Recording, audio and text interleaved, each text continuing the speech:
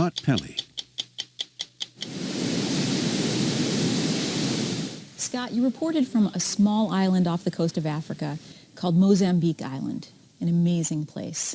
Had you even heard of this place before? I'd never heard of it before. In fact, when the producer, Nicole Young, told me we were going to go to Mozambique Island, I was sure that she'd made a mistake. I discovered, indeed, there is a Mozambique Island, which was the capital of Portuguese Mozambique for almost 500 years. Imagine, the Portuguese were the largest of the European slave trading nations. Whether you were Spain, Denmark, the UK, they all built forts to protect their investment in the slave trade. How lucrative was it? I would argue that many of the European nations became the nations they became because of the slave trade. Being in a place that was so beautiful, so magical, from the smiles on the faces, to the food, to the sunset. It was hard for me to imagine such evil could be in a place this beautiful. When the slaves were at the auction house, what were people looking for? What made a good slave? The whole process of being sold was so dehumanizing because it was reduced down to several things. They would look at your teeth to see how healthy that you were. They would look at your muscularity. They would really ask you to bend, sometimes to jump, to see how limber you would be. And it was like, wow, this was like a meat market.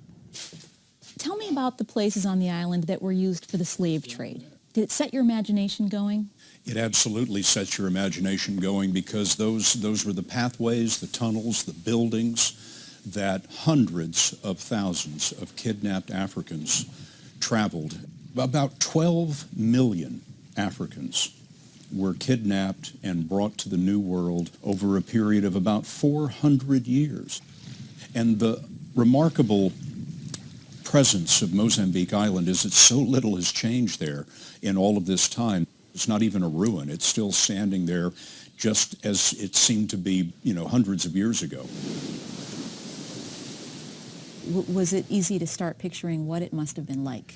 Yes, I mean, for me, I wanted to really try and figure out how the minute by minute felt, day by day felt. What were you thinking? What were you saying to your sister or your mother or your husband or your child to in some way comfort them? Those were things that really kind of went through my mind as we went through every place, What would I have felt like if I stood on that block?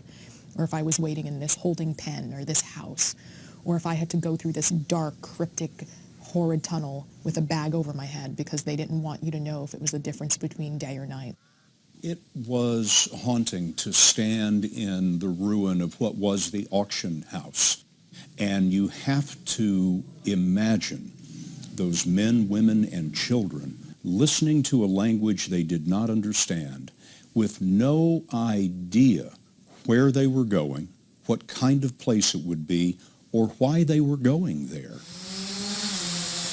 We're trying to do a walk and talk with Lonnie Bunch and a drone.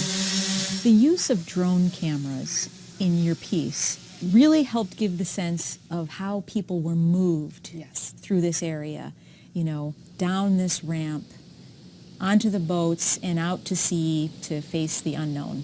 It was really important for me to try and figure out in any way that I possibly could to give the sense of a journey, to give the sense of steps that were taken, to give a sense of the last view that perhaps someone had seen. We're lucky enough to have the best cameramen in the world, and we had Chris Everson and Ian Robbie. And Ian Robbie was like, why don't we try using the drone? Ian Robbie, he wanted to capture exactly that. What was it like in the mind's eye to see all of these people shoulder to shoulder going down to the ships? The thing that struck me and Ian about the ramp was its size. Why did they build such a big one? And there can only be one answer. They needed it to cover that kind of volume. They were moving so many slaves at one time that they had to go to the enormous effort to create a ramp of that size. At one point, standing on that ramp, I said, What does a black man see that I can't see? He sees a combination of unbelievable pain, a sense of anger, a sense of loss, but also an amazing sense of optimism. The story will continue after this.